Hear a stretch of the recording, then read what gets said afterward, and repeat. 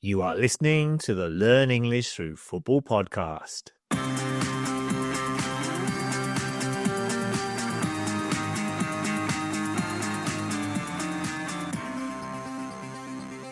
Hello everyone, I hope you are all doing well and enjoying the football. My name is Damien and I am based here in London where the weather is still quite warm, which is great. What's the weather like where you are? Now, football is currently on an international break as there are 2026 World Cup qualifiers taking place all around the world. So this means there is hardly any domestic or league football happening. Instead, we have qualifying matches for the 2026 World Cup tournament. And remember that we only have 10 months to go until that kicks off. And on today's podcast, we will look at some language that has emerged from these qualifiers, including to book a place. We will also look at some predictions language as we try and predict the big World Cup qualifier between Serbia and England. languagecaster.com. Right, before we move on to talk about some football language, just to let you know that we are still making some changes to our site. Remember that we are now known as learnenglishthroughfootball.com after changing our domain name. This means we are no longer using languagecaster.com, but don't worry, you can still find us even if you still click on the old name, and you will still hear and see LanguageCaster on many parts of our site and hear it on our podcast. Hola a todos, estáis escuchando languagecaster.com. Yes, that message was in Spanish, and we will have some more stingers or messages throughout the show in different languages. Try and guess what languages they are, and we'll let you know what they are at the end of the show.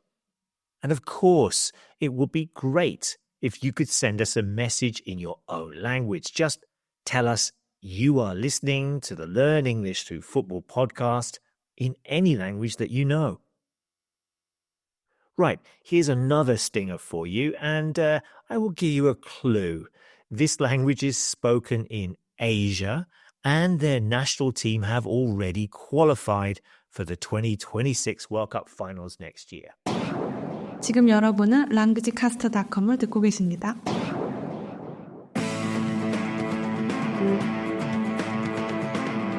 Okay, so the World Cup qualifiers are currently taking place.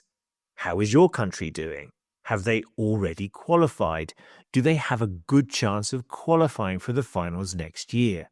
Or are they already out or eliminated?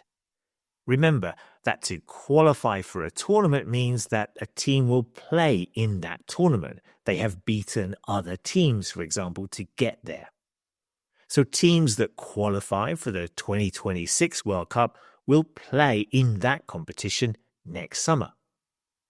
We did a podcast a couple of months ago on the different forms of the word qualify, including qualified, qualifier, and qualification, as well as looking at the differences between qualify for and qualify from.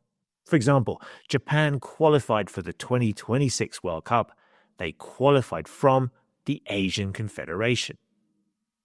Now, another way of saying qualify in football is to book a place. Now, to book something is to reserve or to keep something. So, for example, maybe you want to book a ticket to see a game, or maybe book a hotel room so you can travel to see a game. And this means that the ticket or the room is yours. You have booked or reserved it.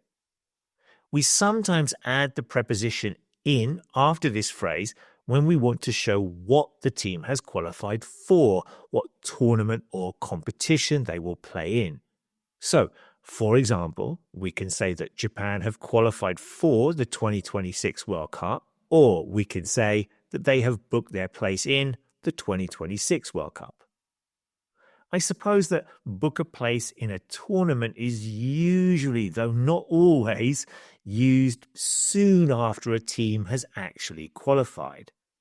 So, for example, during this international break, the Moroccan national team booked their place in next year's tournament after defeating Niger at the weekend. They have won all 6 of their qualifying matches. That's a 100% record and cannot be caught by the other teams. In fact, they have qualified with 3 games to spare. And this means that even though there are 3 more games or qualifiers in the group, they cannot be caught. They are guaranteed to finish top of the group and qualify for the World Cup. Congratulations to Morocco, and it looks like Egypt will also book their place in next year's finals if they can win their next match next week. So far, 17 countries have qualified for the World Cup. The 3 host nations, Mexico, Canada, and the USA, while 14 other countries have also booked their places. 6 teams from Asia, 1 from Oceania, 1 from Africa, and 6 from South America, CONMEBOL. Only another 31 places to go. नमस्ते, मेरा नाम है राघव और आप अभी सुन रहे हो languagecaster.com. Okay, now it's time for predictions.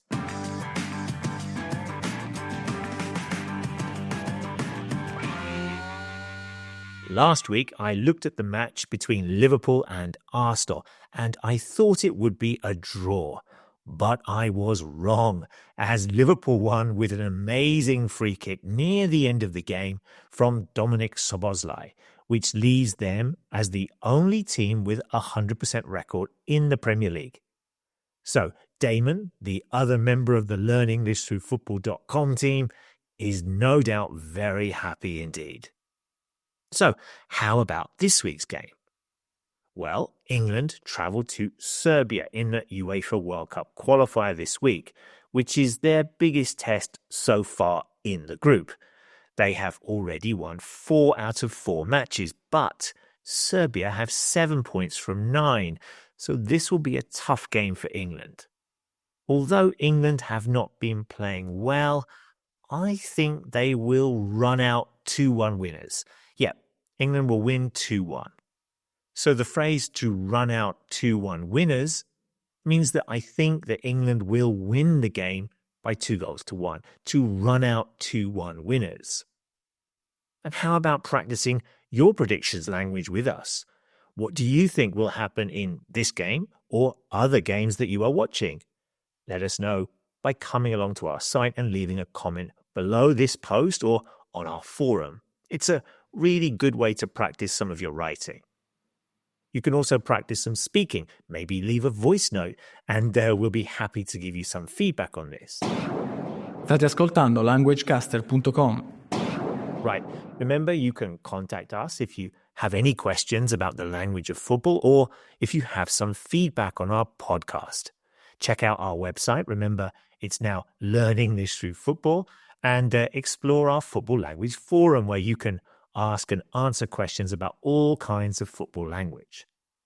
Now, this week on our site, we have had a question on the origin of the term byline from Just Jack, who asked, when defining the colloquialism byline, no one has ever referred to how this term came about. It's never been in the laws of the game, that's Law 1. So why did commentators begin using it? Where did it come from? And even as professional referees, we've never used it. That's a great question. And if anyone has any suggestions on the history of this phrase or when it started to appear, then please join in the conversation and let us know. Don't forget, we also have a huge glossary of football terms with hundreds of expressions, phrases, and cliches all about the beautiful game of football. Now, we also have explanations and examples of some of the football language that we have used in today's show, and you can find that by coming along to this post on Learning This Through Football. Je luistert naar languagecaster.com. Yes, you are listening to LanguageCaster, or as we are now known, the Learning This Through Football podcast, and that message or stinger was in Dutch. How about the other ones? Did you guess the languages? We started off with Twi from Ghana. Then we heard Spanish, Korean, that's the Asian team that's qualified already for the World Cup, Hindi, and Italian. Well done if you managed to get any of those right. And of course, if you'd like to send on another stinger or message in your own language, we'd love to hear from you. Remember, you are listening to the Learn English Through Football podcast in any language that you know. Hello, my name is Marcelo. I'm from Brazil. I'm a fan of Vasco da Gama, and you are listening to languagecaster.com. Right, let us know if you hear or see any of the phrases or words that we have talked about on this week's show, including book a place in a tournament. How would you say this phrase in another language that you know, for example? Enjoy all the football this weekend, and we'll be back later this week with another weekly football expression from the past weekend's football. See you all again soon. Bye-bye.